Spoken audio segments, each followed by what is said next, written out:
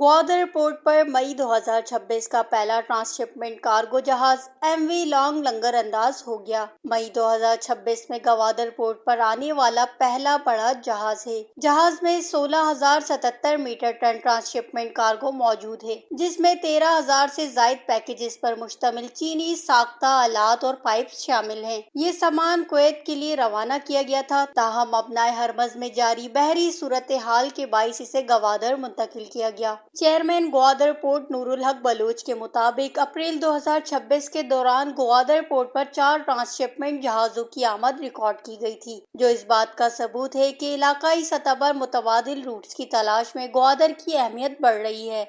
Chairman Gwadar बंदरगाह के मुताबिक जहाजों के लिए ब्रीथिंग, कार्गो हैंडलिंग और दस्तावेजी अमल को मौसर अंदाज में मुकम्मल किया जा रहा है, जिससे पोर्ट की ऑपरेशनल तैयारी और आलमी तिजारत के लिए काबिल एतमाद हैसियत मजीद मुस्तहकम हो रही है। ये अमल ग्वादर पोर्ट को बहरिया अरब में एक अहम ट्रांसशिपमेंट हब के तौर पर उभार रही है, जो खलीजी और इलाकाई मंडियों के लिए महफूज और मौसर मुतबादिल रास्ता फराहम करता है। वश न्यूज़ ग्वादर।